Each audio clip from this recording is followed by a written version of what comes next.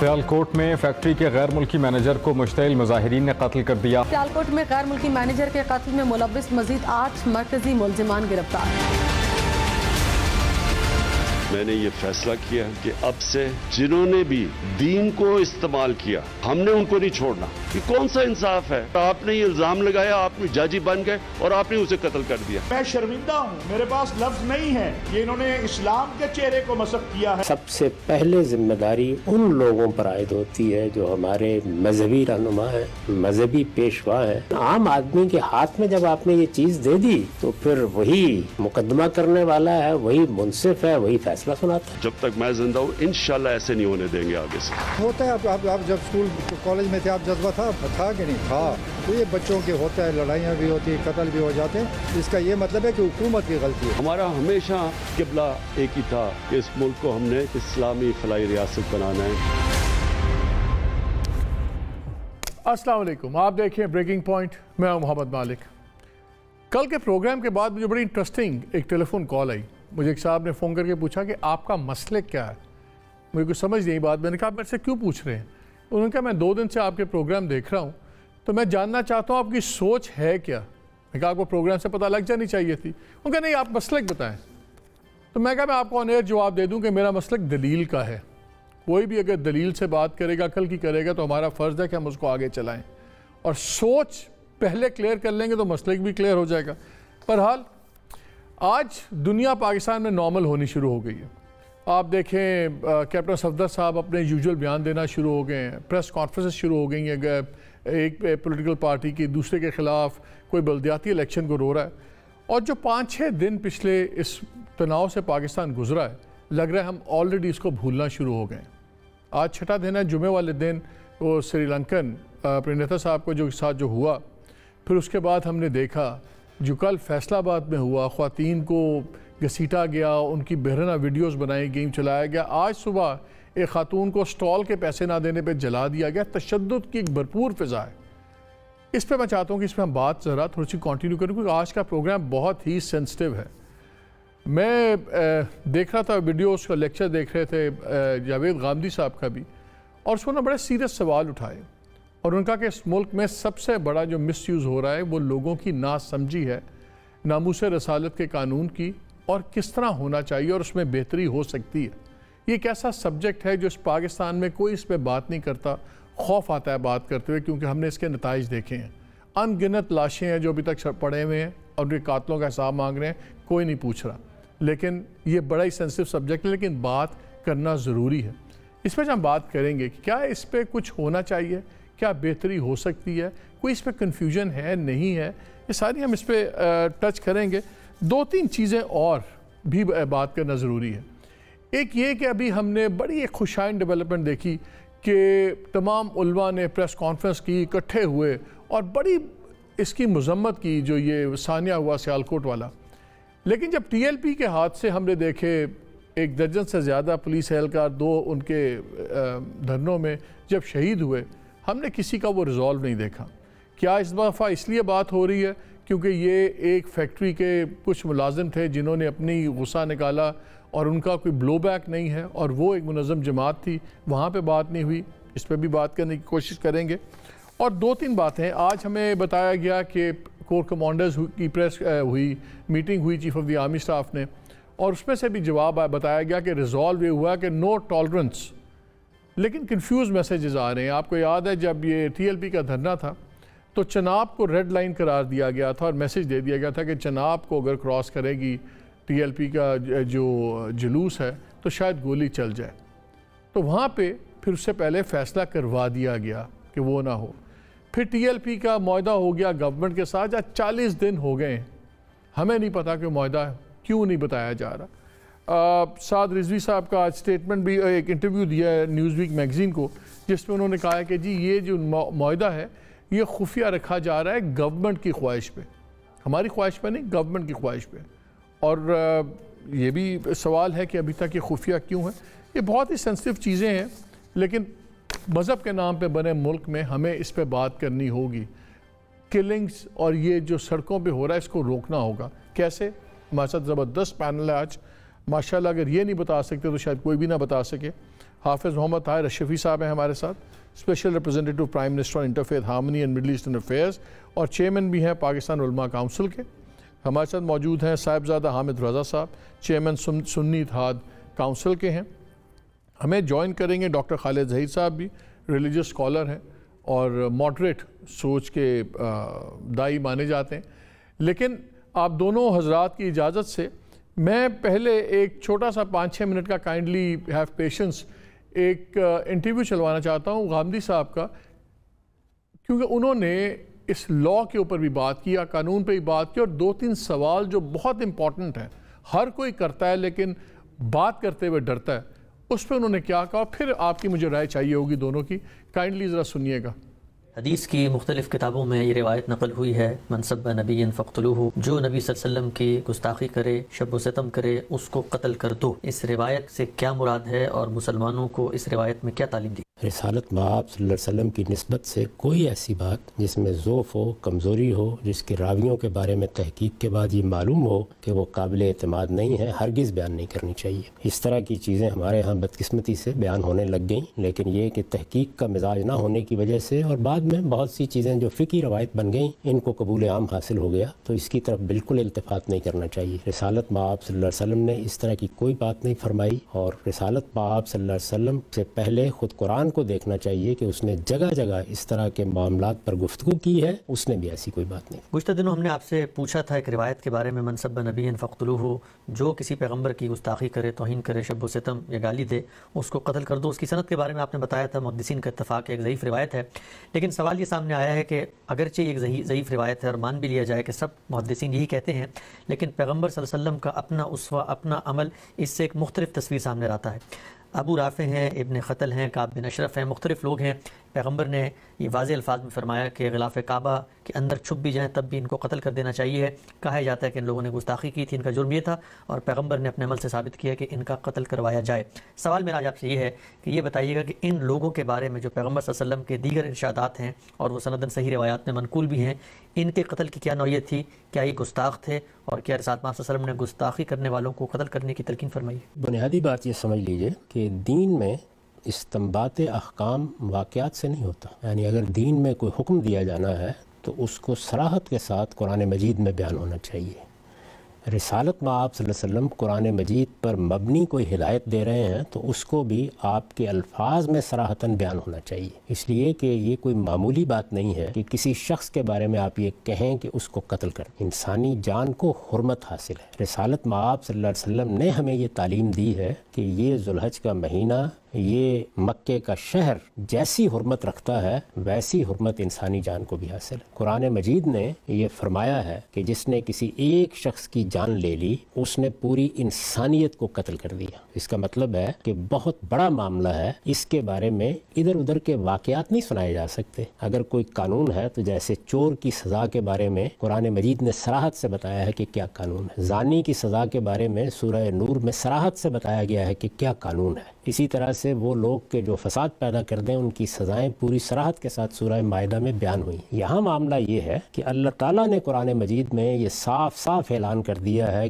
किसी इंसान की जान दो सूरतों के सिवा ली ही नहीं जाए। यानी कुरान मजीद के अल्फाज हैं, मन कतला नफ्सन बगैर नफ्सिन और फसादिन फिल अर्ज़ फकान्नमा कतला अन्नास जमिया। दो ही सूरतें हैं जिनमें तुम किसी शख्स की जान ले सकते हो। एक ये कि उसने किसी को कत्ल कर दिया और किसास में उसको कत्ल किया जा रहा है, दूसरे ये कि वो फसाद बर्पा करने के लिए उठ खड़ा हुआ, वो लोगों की जान माल आबरू के दरपे हो गया, उसने डाके डालने शुरू कर दिए, वो औरतों की अस्मत दरी करने के लिए निकल खड़ा हुआ। ये वो फसाद की सूरतें हैं जो ज़ाहिर है कि 10 मुतय्यन की जा सकती हैं, उनका अगर किसी शख्स ने इर्तिकाब किया है तो तब उसकी जान ली जा सकती है। तो ये दो सूरतें कुरान मजीद ने बिल्कुल मुतय्यन कर दी हैं, कोई रवायत इनके खिलाफ हो ही नहीं सकती, इसलिए कि अल्लाह का पैगम्बर अल्लाह ताला के हुदूद से आगे कभी कोई बात नहीं करता। हदीस के पूरे ज़ख़ीरे को भी आप शुरू से लेकर आखिर तक देख लें, उसमें कोई इस तरह का कानून बयान नहीं हुआ। जब ये दोनों बातें वाज़ेह हो गई तो अब वाक़यात के बारे में सही उसूल ये है कि ये लोगों ने रिपोर्ट किए होते हैं। इस वक्त देखिए हमारी अदालत में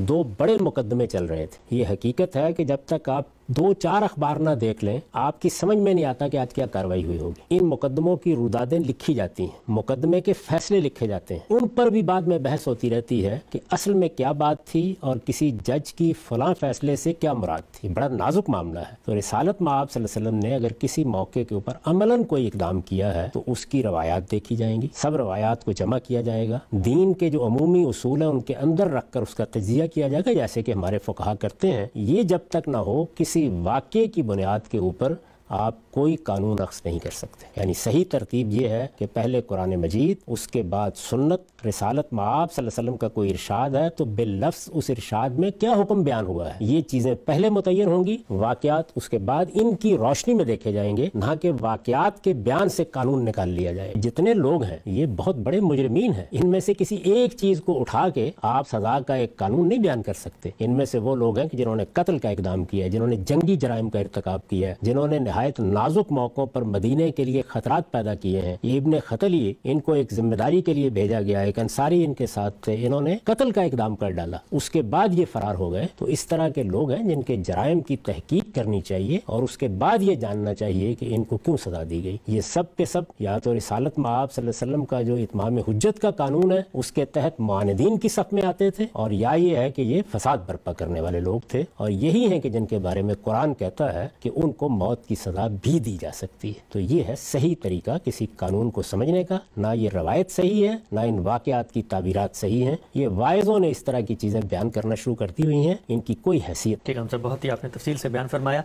एक ज़िमनी सवाल मुझे ये बताइएगा कि ये जिन अफराद का हमने जिक्र किया, इनसे अलहदा भी अगर कोई शख्स गुस्ताखी करके उस पर इसरार करता है, बबांगे दोहल करता है, बार बार करता है, तो क्या वो भी फसाद फिल अर्थ का मुजरिम बन सकता है?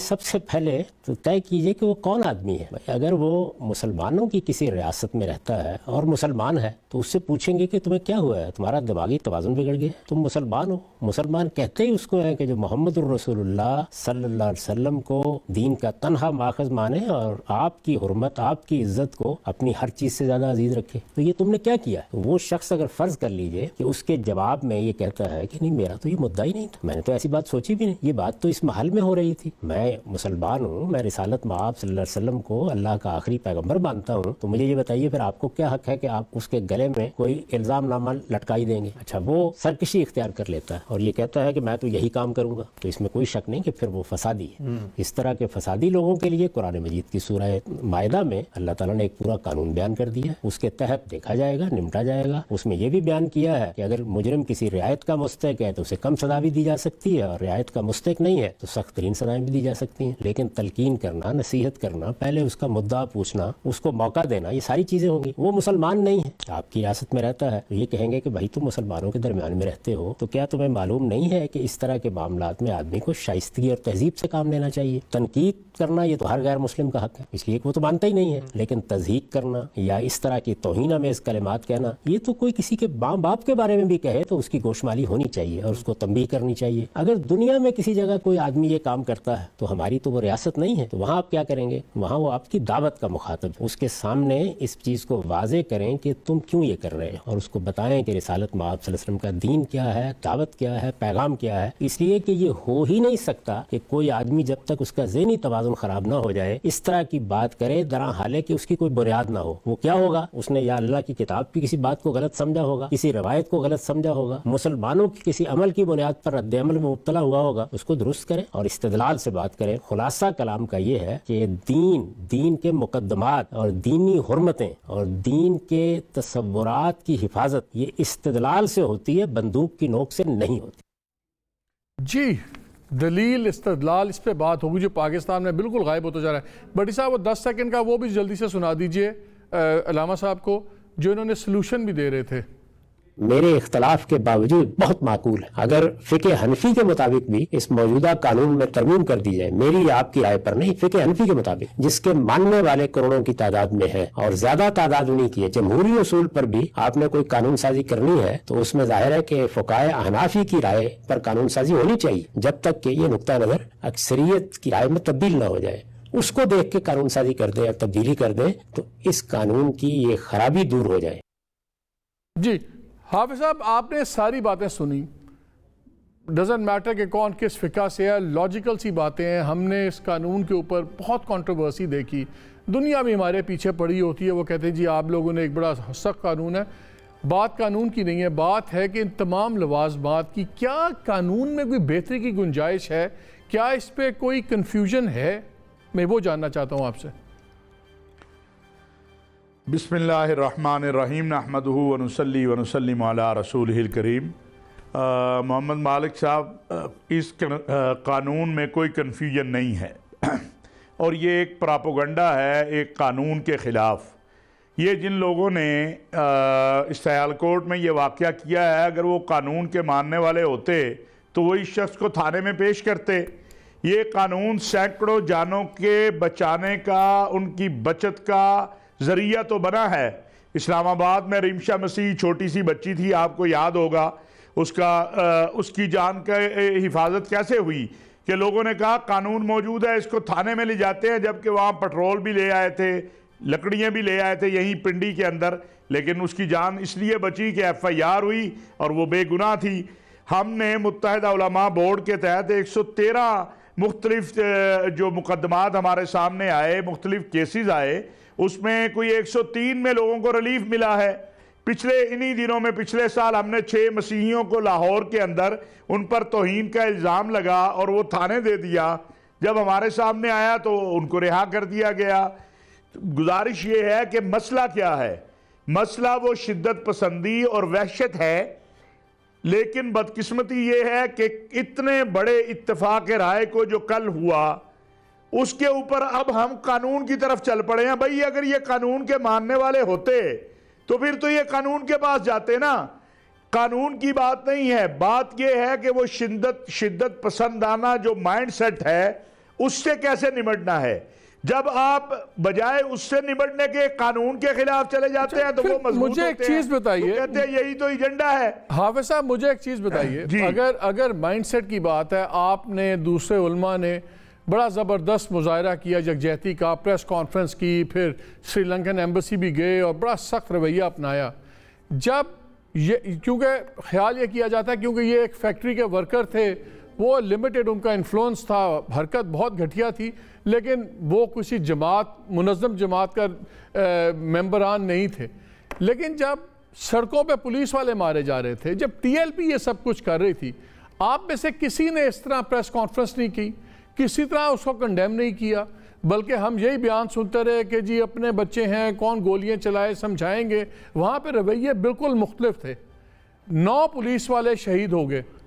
مجھے 2 چیزیں بتائیے کہ یہ 2 مختلف معیار پھر کیوں ہیں سرکار کے اور آپ کے، اور دوسرا وہ معاہدہ TLP کا آج تک کیوں نہیں ہمیں بتایا جا رہا؟ 40 دن ہو گئے ہیں. یہ کیا کوئی خفیہ ڈیل ہے کہ سرکار کا معاہدہ ہے ایک جماعت کے ساتھ؟ خفیہ کیوں ہے؟ اور انہوں نے ساتھ رضوی صاحب نے بھی کہا ہے، اپنا نیوز ویک کے انٹرویو میں بھی دیا، انہوں نے کہا یہ حکومت کی درخواست پر خفیہ ہے، ہم نہیں رکھ رہے خفیہ، اس کو گورنمنٹ ریکویسٹ کر رہی ہے. تو یہ خفیہ کیوں ہے؟ کیوں نہیں بتایا جا رہا؟ اور یہ 2 رویوں میں 2 فرق کیوں ہیں؟ اس سے تو شدت پسندی بڑھتی ہے. دیکھیے محمد مالک صاحب، میں ایک بات تو آپ سے گزارش کروں گا کہ نہیں، بہت سارے علماء نے، بہت ساری مذہبی جماعتوں نے اس وقت بھی اس متشددانہ رویے کی مذمت کی. اور جہاں تک پولیس والوں کے قتل کی بات ہے تو میں نہیں سمجھتا ہوں کہ کوئی عقل مند آدمی جو ہے وہ یہ کہہ سکتا ہے کہ جن لوگوں نے پولیس والوں کو قتل کیا ہے آپ ان کو چھوڑ دیں اور انہیں کھلی چھٹی دے دیں. کوئی بھی نہیں یہ کہتا. اور میرا خیال ہے، میری جو معلومات ہیں، اس معاہدے کے اندر بھی یہ بات ضرور موجود ہوگی کہیں، چونکہ ایک معاہدہ جو اس سے پہلے ہوا تھا اس کے اندر بھی یہ بات آئی تھی کہ جن لوگوں نے پولیس والوں کو قتل کیا ہے یا ان کو زخمی کیا ہے یا ان پر حملہ آور ہوئے ہیں، عدالتوں میں ان کے مقدمات چلیں گے، قانون کے مطابق ان کا فیصلہ ہوگا. اور یہاں بھی میرا یہی خیال ہے. بلکہ 4 دن پہلے جب IG پنجاب اور حسان خاور صاحب نے میرے ساتھ بیٹھ کے پریس کانفرنس لاہور میں کی، انہوں نے وہاں بھی اس بات کو واضح کیا تھا. تو یہ بات ضرور ہے اور یہی تو مسئلہ ہے. ایک یہ خالی مذہبی جماعتوں کی بات نہیں ہے. اگر سچ بات ہے تو محمد مالک صاحب، سچ یہ ہے کہ گزشتہ 40 سال میں یہ جو شدت پسندی ہے یہ کوئی 2 مہینے سے یا 6 ماہ سے یا 2 سال سے نہیں آئی ہے، یہ 40 سال سے ہے، اور اس میں سب شامل ہیں، اس میں سیاستدان بھی شامل ہیں، اس میں میڈیا بھی شامل ہے، اس میں محراب و منبر سے بھی غلطی ہوئی ہے، اس میں ہمارے جو اسٹیٹ کے ادارے ہیں ان سے بھی غلطیاں ہوئی ہیں۔ اب لیکن یہ زخم جو ہے یہ ناسور بنتا چلا جا رہا ہے اور یہ کینسر بن گیا ہے۔ مجھے بتائیے کس طرح، میں میڈیا سے بھی یہ گزارش کرنا چاہتا ہوں کہ اللہ کا واسطہ ہے، یہ جو معاملہ ہے سیالکوٹ والا، اس کا تو توہین رسالت سے تعلق ہی کوئی نہیں، توہین مذہب سے تعلق ہی کوئی نہیں ہے۔ میں بڑی ذمہ داری کے ساتھ یہ کہہ رہا ہوں کہ اگر وہاں پر 4 یا 5 پیپر لگے ہوئے تھے تو 2 پیپر اس آدمی نے اتارے ہیں، 3 پیپر کوئی دوسرے لوگوں نے بھی اتارے ہیں، ان کو تو کسی نے کچھ نہیں کہا۔ یہ اس فیکٹری کے وہ ملازمین جو بدماشی کرتے تھے، انہوں نے بدماشی کی ہے اس لیے کہ یہ کہتے تھا کام کرو۔ تو لہٰذا ایک دوسری بات، کل جب مفتی تقی عثمانی صاحب اور حامد سعید کاظمی صاحب، ابو الخیر زبیر صاحب، ساجد میر صاحب، علامہ عارف وادی صاحب، ان سب حضرات نے یہ بات کہہ دی ہے کہ جو شخص توہین رسالت یا توہین مذہب کا نعرہ لگا کر اپنے مقاصد حاصل کرتا ہے یا اپنی ذات کے لیے یا جھوٹا الزام لگاتا ہے، اس کو بھی سزا دو۔ تو یہ تو اتفاق رائے ہے ملک کے اندر، پوری قوم اس۔ اچھا مجھے ایک بات بتائیں، مجھے حافظ صاحب مجھے ایک بریک لینا ہے، لیکن ایک کوئک جواب دیں۔ میں قانون پڑھ رہا تھا، یہ بلاسفیمی لا، اس پہ الزام لگانے والے پہ سزا کہاں ہے؟ سب دیکھیے، کیونکہ آپ کہہ رہے ہیں کہ جامع قانون ہے، لوگ الزام لگا دیتے ہیں، بعد میں پتہ لگتا ہے کسی کا جائیداد کا جھگڑا، کاروبار کا، خاندان تباہ ہو جاتے ہیں، لوگ مارے جاتے ہیں، اور جو الزام لگاتا ہے اس کو پوچھتا کوئی نہیں ہے۔ اگر قانون پرفیکٹ کیسے ہوا؟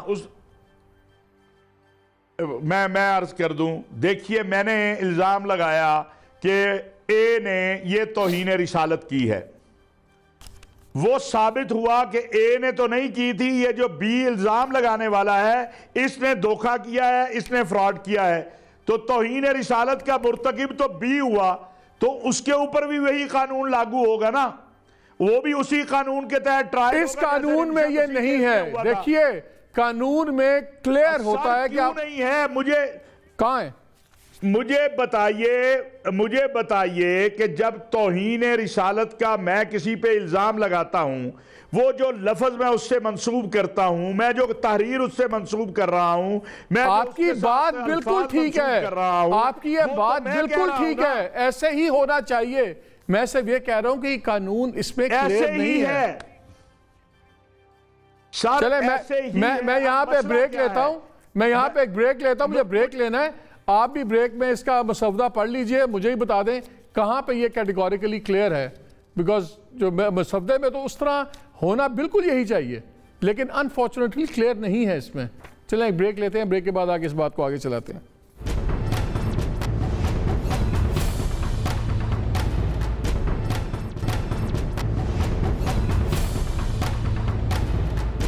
جی ویلکم ٹو دا شو۔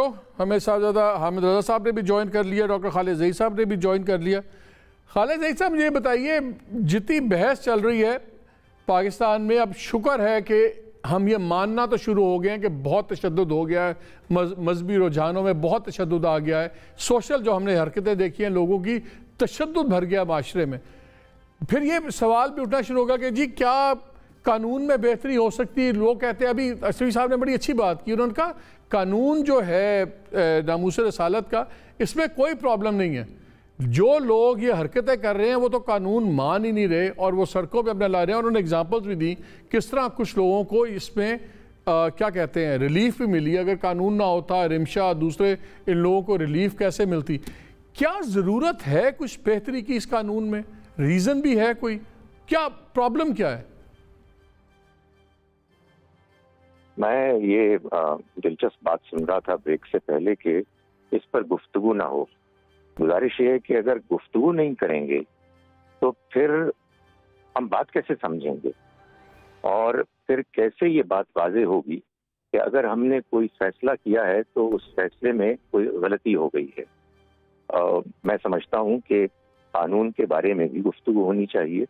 ظاہر ہے کہ جب لوگوں کو یہ حوصلہ ملتا ہے کہ اگر کسی شخص نے ایک خاص قسم کا جرم کیا اور اس کی سزا موت ہے، وہ عدالت ہی دے گی، لیکن اگر ہم میں سے بھی کوئی اقدام کر لے گا تو ہیرو بنے گا اور عدالت ریلیف دے گی اس کو.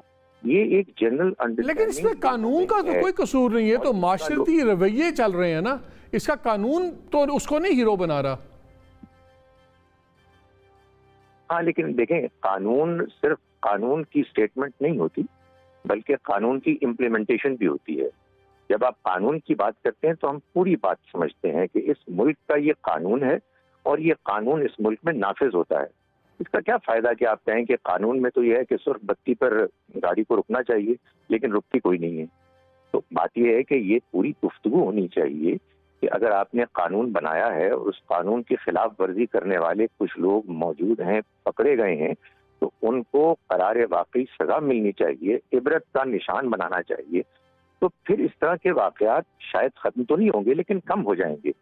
مگر میں اس بات پر بہت پریشان ہوں کہ ہم اس پر گفتگو بھی نہیں کر سکتے جبکہ اتنا بڑا سانحہ، اتنا بڑا حادثہ ہوا ہے، جس کے بعد سچی بات ہے کہ پوری قوم شرم کے مارے بالکل سر جھکائے ہوئے ہے اور ہمیں سمجھ نہیں آ رہی ہے کہ ہم. تو آپ کہہ رہے ہیں کہ عدالتی نظام زیادہ سٹرونگ ہو، امپلیمنٹیشن کا پرابلم ہے، لا کا پرابلم سے زیادہ امپلیمنٹیشن کا پرابلم ہے. دیکھیں، اس وقت اگر لا پر ڈسکشن کے بارے میں کچھ لوگ ریلکٹنٹ ہیں، وہ نہیں چاہتے، تو یہ ظاہر ہے ان کا مسئلہ. میرے نزدیک تو لا کی بھی پرابلم ہے. مجھے تو بہت سیریس کنٹرڈکشن لگتی ہے اس لا میں اور ہمارے دین کی پوری بات اور دعوت میں. یعنی ہمارا دین ایک دعوت ہے اور پوری انسانیت کے لیے ہے. نبی اکرم صلی اللہ علیہ وسلم صرف میرے آپ کے نبی رسول نہیں ہیں، پوری انسانیت کے لیے ہیں. ان کو ہمیں دعوت دینی ہے. دعوت کے نتیجے میں لوگ سوال کریں گے، اعتراض کریں گے، ان کے اعتراضات سخت بھی ہو سکتے ہیں. اگر ہم نے یہ امپریشن پوری دنیا پر کریٹ کر دیا کہ اگر آپ نے کوئی ایسی بات کی کہ جو ہم کو پسند نہیں آئے گی تو ہم آپ کی ایسی کی تیسی کر دیں گے، تو پھر آپ دعوت دینا چھوڑ دیں، پھر آپ لوگوں سے زبردستی عقیدت کروائیں. اور میں یہ آپ کو بتا رہا ہوں کہ صرف غیر مسلموں میں ہی نہیں، ہمارے مسلمانوں میں کہ جو ظاہر ہے کہ مذہبی بیک گراؤنڈ نہیں رکھتے، وہ آپ کے سامنے زبردستی عقیدت کا اظہار کرتے ہیں. اور یہ بعض لوگوں کو شاید پسند آئے، مجھے تو یہ بالکل پسند نہیں ہے. میرا خیال ہے کہ ہمیں دعوت دینی چاہیے. میرا خیال ہے کہ قرآن مجید میں مکی دور کی صورتوں میں تو کفار کی سخت ترین باتیں نقل ہوئی ہیں، ہم ان کی تلاوت کرتے ہیں.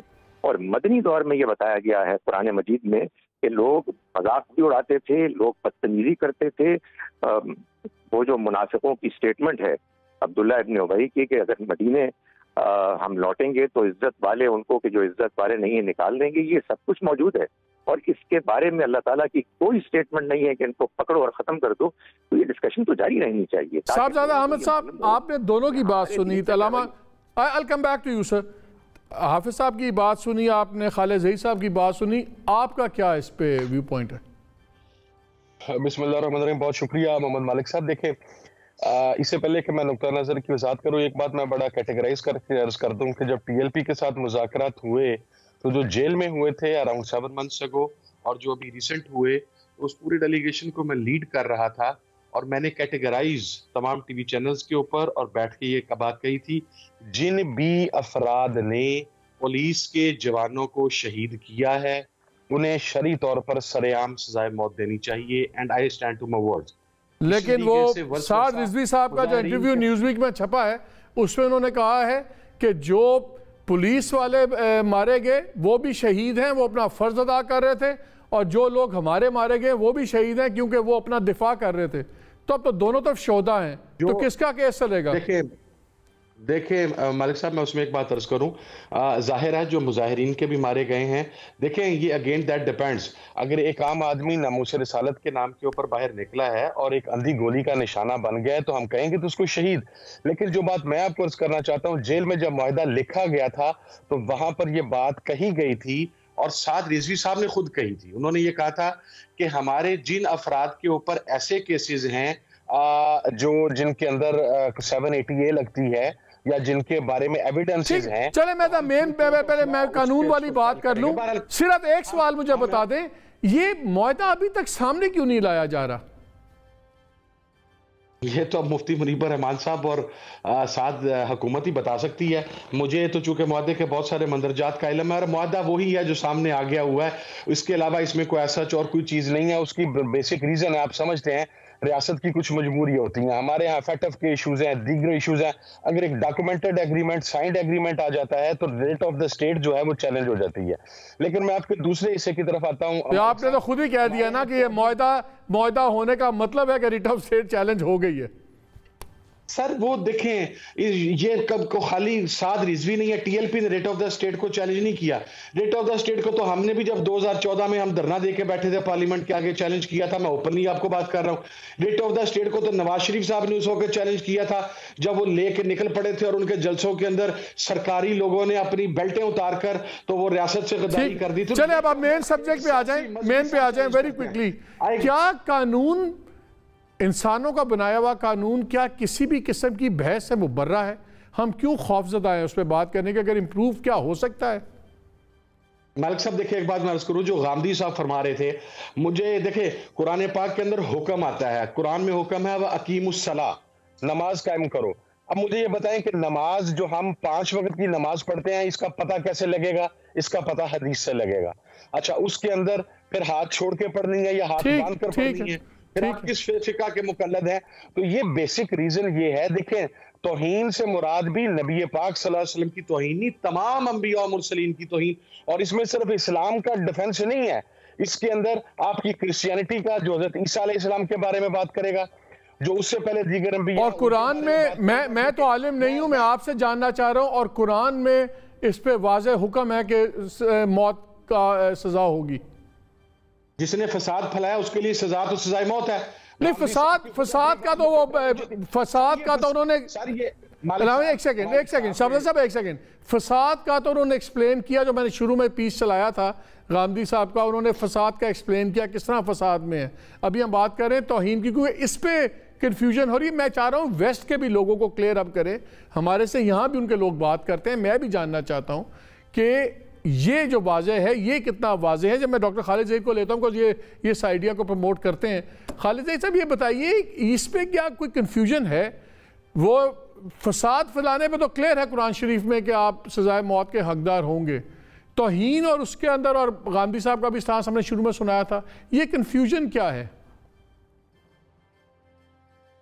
جناب فساد فی الارض کا بیان اس کے الفاظ بتا رہے ہیں کہ زمین میں فساد ہوگا، لوگوں کی جان، لوگوں کا مال، لوگوں کی آبرو خطرے میں ہوگی.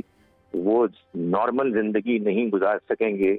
کسی شخص کو اپنے دین کو ماننے اور اس پر عمل کرنے کے نتیجے میں اس کو ستایا جائے گا، پرسیکیوٹ کیا جائے گا. یہ فساد ہوتا ہے. اگر آپ کسی کے نظریے اور اس کے بیان کو فساد قرار دیں گے تو پھر اس دنیا، لیکن توہین کی بات ہو رہی ہے نا، توہین کو ہم کیسے سمجھیں؟ فسادی تو توہین کس طرح ہے قرآن کی نظر میں، اللہ رسول کی نظر میں؟ وہ ہمیں سمجھائیں ذرا. آپ مجھے اگر 10 منٹ دیں تو میں قرآن مجید کی توہین والی باتیں جو قرآن نے بیان کی ہیں کہ کفار اور منافقین کہتے تھے، ان کو اللہ تعالیٰ نے، مالک صاحب غور فرمائیے، اللہ تعالیٰ نے ان کو نقل کیا ہے. اگر اللہ تعالیٰ یہ چاہتے کہ یہ باتیں زبانی پہ نہ آئیں تو پھر اس کتاب میں جو قیامت تک جس کی تلاوت ہونی ہے اس کو بیان کیوں کیا گیا؟ اور میرا یہ بھی سوال ہے کہ ہر بیان کے بعد یہ ہرگز نہیں کہا گیا کہیں بھی کہ ان کو قتل کر دو، مار دو. کہیں کہا گیا ہے کہ تم اٹھ کے چلے جاؤ، کہیں کہا گیا ہے کہ رائے نہ کہنا چھوڑ دو، کہیں کہا گیا ہے کہ عزت تو اللہ اور اس کے رسول اور اہل ایمان کے لیے ہے مگر یہ منافق نہیں جانتے. کسی ایک جگہ بھی یہ نہیں کہا گیا کہ یہ جو باتیں کر رہے ہیں فضول قسم کی، ان باتوں کا نتیجہ یہ نکلنا چاہیے کہ اے مسلمانوں تم ان کے اوپر چڑھ دوڑو. اور مکی صورتوں میں تو آپ یہ دیکھیے کہ بعض اوقات وہ بیانات نقل کیے گئے ہیں. ٹھیک ہے، میں طاہر اشرفی صاحب کو لینا چاہ رہا ہوں اس پہ. اشرف صاحب یہ بتائیے، وہ کہہ رہے ہیں کہ زمین پہ فساد پھیلانے والوں کے لیے بالکل ہے، لیکن صرف کوئی اگر غلط بات کرے اس پہ حد لگانا، اس پہ شاید آپ کا اور ان کا نظریے کا فرق ہے. محمد مالک صاحب جو کہی تھی نا بات، میں اصل میں چونکہ نہیں چاہتا، اور یہ ڈاکٹر صاحب نے میرا خیال ہے جو ہماری ब्रेक में गुफ्तगू हो रही थी उसको ऑन एयर, चूंकि ये यही रास्ता है कि नहीं मैं नाज़रीन को बता देता हूँ, आपने मैं नाज़रीन को बताता हूँ, आपने ये कहा था कि इस टाइम पे इस पे बात ना करें, बड़ी अच्छी फिजा बनी हुई है, डिफरेंसेस आएंगे। चलें अब आप बात करें, मुझे इनके सवाल का जवाब दे दें। मोहम्मद मालिक साहब, आपके प्रोग्राम में देखिए, एक है तौहीन रिसालत का कानून और एक है कि तौहीन रिसालत का किसी पर गलत इल्ज़ाम, ये दोनों मुख्तलिफ चीज़ें हैं। तौहीन रिसालत के कानून के हवाले से मेरा जावेद गामदी साहब, डॉक्टर साहब, इन सबको चैलेंज है कि जब मर्जी है ये आ जाएं, बैठ जाएं और हम साबित करेंगे कि ये कानून बिल्कुल दुरुस्त है। हाँ, इसका गलत इस्तेमाल जो है ना उसकी हिमायत की जा सकती है, ना करनी चाहिए, ना उसके लिए कोई इफ एंड बट अगर मगर तलाश करना चाहिए। बदकिस्मती ये है कि वाकया होता है कि चंद बदबख्तों ने एक शख्स को कत्ल कर दिया। अब बताइए, अगर वो कानून को मानते होते तो वो उसे कत्ल क्यों करते, उसे ले जाते थाने में जमा करवाते। क्या इससे बड़ा दुनिया में फसाद हो सकता है कि 2.25 अरब इंसानों को जो अपने माँ से, बाप से, औलाद से ज्यादा अजीज शख्सियत हो उसकी तौहीन की जाए, उनकी शान में गुस्ताखी की जाए, फिर उसके लिए कुरान का क्या हुक्म है? मुझे अशरफी साहब, जज्बात हम सबके यही हैं। मेरी बात सुन लीजिए, वक्त थोड़ा है, मुझे बताइए, जज्बात, ये बड़ा जज्बाती मामला है, मैं आपसे जानना चाहता हूं कि कुरान शरीफ में इसके बारे में क्या वाज़ेह हुक्म है, क्या है इस पे तौहीन के ऊपर कोई वाज़ेह हुक्म है? मैंने आपसे अर्ज कर दिया, मैं मोहम्मद मालिक साहब, जो मैंने ब्रेक में आपसे अर्ज की थी ना, मैं नहीं चाहता हूं कि इस मौके पे जब पूरी कौम का इत्तेफाक राय है, 2, 4, 5, 10 लोगों की राय के ऊपर हम उसको इख्तिलाफ में बदले। ठीक है, मैंने आपको कहा कि ये आप इस पर, मेरा चैलेंज है जावेद गामदी साहब को भी, डॉक्टर साहब को भी, कि आप एक प्रोग्राम रख लें इसके ऊपर। डॉक्टर साहब, इस पे हम अलग एक प्रोग्राम रख लें। एक मिनट, आप मुझे बात करने देना सर प्लीज मुझे बात करने दें। जी करें। हो सकता कि आप मुझे बात करने दें, क्योंकि ये हमने बात के नहीं जाना। जल्दी कर लेना, वक्त थोड़ा है अशरफी भाई। हमारे एक मिनट सर, मुझे 1 मिनट दें आप।